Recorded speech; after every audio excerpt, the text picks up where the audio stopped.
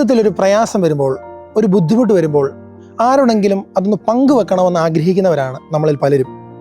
നമുക്ക് എന്തുകൊണ്ട് നമ്മൾ വിശ്വസിക്കുന്ന ദൈവത്തോട് നമ്മുടെ പ്രയാസങ്ങളും ബുദ്ധിമുട്ടുകളും ഒക്കെ ഒന്ന് പങ്കുവെച്ചുകൂടാ? മലയാളത്തിലൊരു പഴഞ്ചൊല്ലില്ലേ, പാലം കടക്കുവോളം നാരായണ, പാലം കടന്നു കഴിഞ്ഞാൽ കുരായണ എന്ന്. അതായത് നമ്മൾ പലപ്പോഴും ആവശ്യങ്ങൾക്ക് വേണ്ടി മാത്രം പ്രാർത്ഥിക്കുന്നവരാണ് നമ്മളെല്ലാവരും.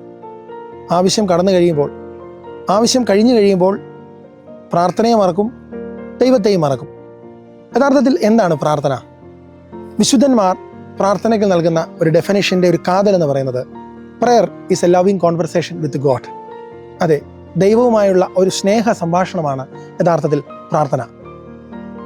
നമ്മൾ ശ്രദ്ധിച്ചിട്ടുണ്ടോ, സ്കൂൾ വിട്ട് കഴിഞ്ഞ് വരുന്ന ഒരു കുഞ്ഞ് അമ്മയോട് തൻ്റെ അനുഭവങ്ങളൊക്കെ പങ്കുവയ്ക്കുന്നത് പോലെ, പ്രണയിനികൾ അവരുടെ അനുഭവങ്ങൾ പങ്കുവയ്ക്കുന്ന പോലെ, സുഹൃത്തുക്കൾ പങ്കുവയ്ക്കുന്ന സംസാരം പോലെ നമ്മുടെ ദൈവത്തോട് നമ്മുടെ ജീവിതാനുഭവങ്ങളെല്ലാം നമുക്ക് എന്തുകൊണ്ട് പങ്കുവെച്ചുകൂടാ? ഇവിടെയാണ് വ്യക്തിപരമായ പ്രാർത്ഥനയുടെ ആവശ്യകത നാം മനസ്സിലാക്കേണ്ടത്. അപ്പോൾ നാം ചോദിക്കും, എന്തിനാണ് അപ്പോൾ പൊതു പ്രാർത്ഥനകൾ, യാമപ്രാർത്ഥനകൾ, എഴുതപ്പെട്ട പ്രാർത്ഥനകൾ എന്നൊക്കെ? അതെല്ലാം തീർച്ചയായും നമുക്ക് വേണം. അത്തരം പ്രാർത്ഥനകൾ, എഴുതപ്പെട്ട പ്രാർത്ഥനകൾ, യാമപ്രാർത്ഥനകൾ, പൊതുപ്രാർത്ഥനകളെല്ലാം വിശുദ്ധരുടെ അല്ലെങ്കിൽ സഭാപിതാക്കന്മാരുടെ അവരുടെ വെളിപാടുകളുടെയും ധ്യാനത്തിൻ്റെയും അവരുടെ ചിന്തകളുടെയും എല്ലാം ഉത്തരം, അല്ലെങ്കിൽ അവരുടെ ചിന്തകളുടെയും എല്ലാം ആകത്തുകയാണ്. അതിൽ ധ്യാനങ്ങൾ അടങ്ങിയിട്ടുണ്ട്, വെളിപാടുകൾ അടങ്ങിയിട്ടുണ്ട്, ദൈവവചനങ്ങൾ അടങ്ങിയിട്ടുണ്ട്. ഇവയെല്ലാം നമ്മുടെ ആത്മീയ ജീവിതത്തിന് വേണ്ടതാണ്. എന്നാൽ അതുമാത്രമാണ് പ്രാർത്ഥന എന്ന് തെറ്റിദ്ധരിക്കരുത്. പ്രാർത്ഥനയ്ക്ക് മറ്റൊരു പേഴ്സണൽ മാനം കൂടിയുണ്ട്. അതായത് നമ്മളെ അറിയാവുന്ന, ഒരുപക്ഷെ നമ്മളെക്കാൾ കൂടുതൽ നമ്മളെ അറിയാവുന്ന നമ്മുടെ ദൈവത്തോട് നമ്മുടെ ബുദ്ധിമുട്ടുകളും പ്രയാസങ്ങളും സന്തോഷങ്ങളും പരാതികളും പരിഭവങ്ങളും എല്ലാം വ്യക്തിപരമായി നമ്മൾ പങ്കുവെക്കുമ്പോൾ നമ്മൾ ദൈവവുമായുള്ള ബന്ധത്തിൽ കുറെ കൂടി വളരുകയാണ്.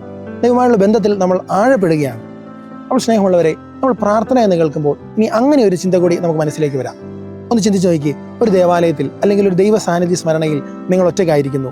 നിങ്ങൾ ദൈവത്തോട് നിങ്ങളുടെ സന്തോഷങ്ങളെ പറ്റി പറയുന്നു, ഇന്നലകളെ പറ്റി പറയുന്നു, നിങ്ങളുടെ ആഗ്രഹങ്ങളെ പറ്റി പറയുന്നു, പരാതികൾ പറയുന്നു, പരിഭവങ്ങൾ പറയുന്നു. ഇവിടെ ഭാഷകളോ നിയമങ്ങളോ ഒന്നും പ്രശ്നമല്ല. നിങ്ങൾ നിങ്ങളുടെ പ്രിയപ്പെട്ടവരോട് സംസാരിക്കുന്നത് പോലെ നിങ്ങളുടെ ദൈവത്തോട് സംസാരിക്കുന്നു. നിങ്ങൾ ദൈവവുമായുള്ള അടുപ്പത്തിൽ കുറെ കൂടി വളരുന്നു. അപ്പോൾ നമുക്ക് ഇങ്ങനെ ഒന്ന് പ്രാർത്ഥനാ ജീവിതത്തിൽ ഒന്ന് ശ്രമിച്ചു നോക്കിയാലോ? Talk to your God and listen to him, because prayer is a loving conversation with God. വ്യക്തിപരമായ പ്രാർത്ഥനയിൽ ദൈവത്തോട് കുറെ കൂടി ഒരു ഫ്രണ്ടിനെ പോലെ, ഒരു സുഹൃത്തിനെ പോലെ, ഒരു അമ്മയെ പോലെ, ഒരു പ്രണയിനിയെ പോലെ നമുക്ക് ദൈവത്തോട് സംസാരിക്കാൻ സാധിക്കട്ടെ. ദൈവം നമ്മളെല്ലാവരെയും സമൃദ്ധമായി അനുഗ്രഹിക്കട്ടെ.